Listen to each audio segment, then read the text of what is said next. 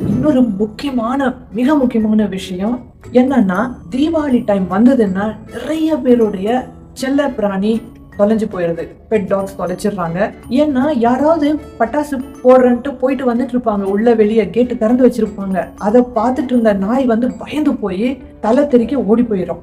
இந்த நானும் ரெஸ்கியூ குரூப்ல எல்லாம் இருந்ததுனால நிறைய டைம் எவ்ரி இயர் நாங்க பயந்துட்டே இருப்போம். முதவே வார்னிங் கொடுத்துருவோம். உங்க நாய்களுக்கெல்லாம் நெக் பெல்ட்ல நம்பர்ஸையும் அட்ரஸையும் நாய் பேரையும் போட்டு எப்பவுமே வச்சிருங்கன்னு சொல்லிடுவோம். 1 மாசம் 1.5 மாசத்துக்கு அது இருக்கட்டும்னு.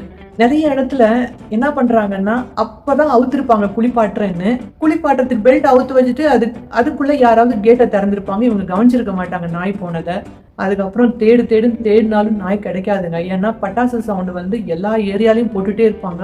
போட அந்த நாயும் அங்க இருக்கிற தெருக்குள்ள நாய்க்கும் பயந்து ஒளிஞ்சு ஓடிட்டே தான் இருக்கும். அப்புறம் நமக்கு கிடைக்காத தூரத்துக்கு போயிடும். இதை அவாய்ட் பண்ணணும்னா கண்டிப்பா இந்த டேஞ்சர் சிச்சுவேஷன்ல இருந்து நம்மளை காப்பாத்திக்கிறதுக்கு உங்களுடைய நாய்க்கு ட்ராக்கர் இருந்ததுன்னா ட்ராக்கர் போட்டு வைங்க. இல்லைன்னா சிப் இப்பெல்லாம் கிடைக்குது, அதையும் போட்டு விட்டுருங்க. கூடவே உங்க நாயுடைய பேரு, உங்க பேரு, போன் நம்பர் எல்லாத்தையுமே டீட்டெயிலா நெக்ல எப்பவுமே இருக்கட்டும். அவுக்காதீங்க. குளிப்பாட்டினாலும் அதை உடனே அவுத்தீங்கன்னா கூட உடனே போட்டு விட்டுருங்க. இன்கேஸ் நீங்க உங்க டாகை தொலைச்சிட்டீங்க, அது கிட்ட பேர் இல்லை, நம்பரும் உங்கள் நம்பர் எல்லாம் இல்லைன்னா பேனிக் ஆகாதீங்க. நியரஸ்ட்ல இருக்கிற கேமராவை செக் பண்ணுங்க. செக் பண்ணி பார்த்துட்டே வாங்க. ஏன்னா சிக்னல்ஸ்லயும் கேமரா இருக்கும், போலீஸ் ஸ்டேஷன்ஸ்ல இருக்கும், கடைகள்ல இருக்கும்.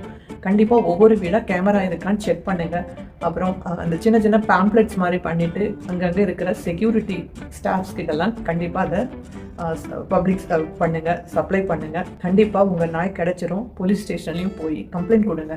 அப்புறம் அனிமல் வெல்ஃபேர் குரூப்ல யாராவது இருக்காங்களான்னு செக் பண்ணி பாருங்க. உங்க ஏரியால, உங்க ஊர்ல நாயை தேடி கொடுக்கறதுக்கு ஹெல்ப் கேளுங்க. அதெல்லாம் நடக்காம இருக்கணும்னா நாயை வீட்டுக்குள்ளேயே பத்திரமா வச்சுக்காங்க இந்த டைம்ல.